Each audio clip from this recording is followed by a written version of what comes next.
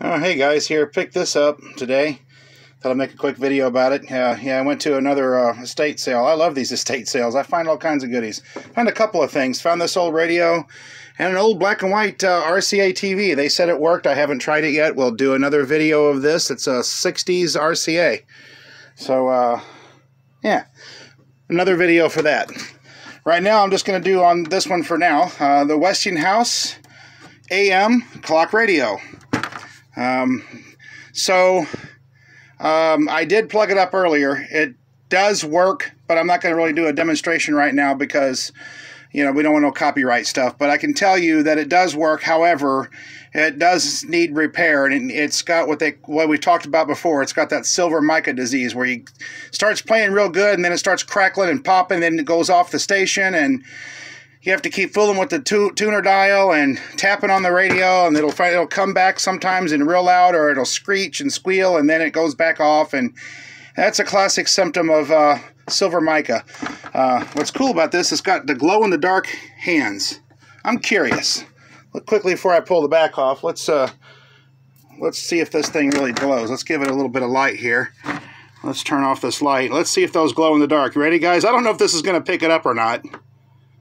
Yeah, it does. Although that one's kind of fading out. Not bad.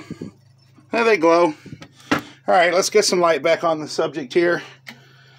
Okay, there we are. Okay, now let's quickly pull the back off. Now what's different about this radio, it's not so much unusual. A lot of these old AM radios, tube tabletops, clock, or even just plain radios are a lot of your classic All-American 5, they call them, 5 tube. This one has 6. Let's see, I got the back loose. There we go. Let's take a look at this one. I already changed filter capacitors. That's an automatic. It had a paper filter. It was trash.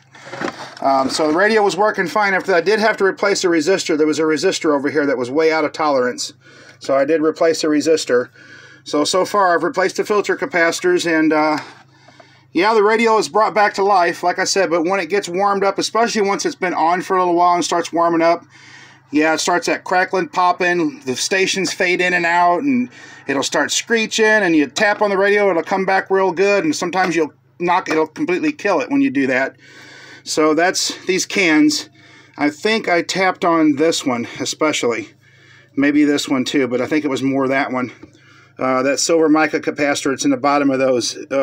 They fail, and these things are getting aged. The age is really playing a number on these old radios, guys. And yeah, I can rebuild. There's a lot of guys online that'll show you how to rebuild these. I've done a few of them, but I hate it. I get to the point where I just don't mess with it. Somebody brings me a radio and it's got that, I tell them, you know, I'm not going to do that repair. It's just too much. It's too much involved. Even on my own radios, I'll just tuck them on the shelf and leave it at that. And one day I might, if I got a lot of extra time on my hands, I might fix it then.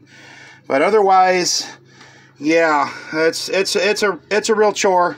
There's a lot of work involved in it. So and it's real. You got to be real careful. It's like performing microsurgery. So anyway, so yeah, there we got our good old classic tubes. Your AM oscillator, first and second, looks like IF. There you got a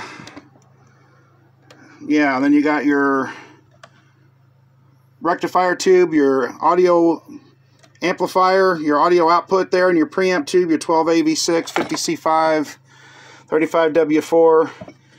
So it's got two, I think, 12B-A6s and then one 12B-E6. So it's a 6-tube. There's the little ferrite antenna. So it does work, and the clock does keep time. The clock does run. Like I said, it just has that silver mica disease. So if you want to know more about it, just watch one of my other videos. I did a Magnavox radio with the same symptom. And there's a lot of other electronic people on there as well that have the same thing on there with the silver mica, especially Shango 066 and Radio TV Phone on that. Those guys have got a lot of that on there. And they'll show you what to do if you really want to get into tearing those IF cans down and rebuilding them. You know, taking that silver wafer mica out of there and replacing it. I might with this one day. I just don't have time right now. It's a lot of work. It's microsurgery. So, all right. Well, thanks for watching, guys, and all of you electronic people out there. Stay tuned for more videos.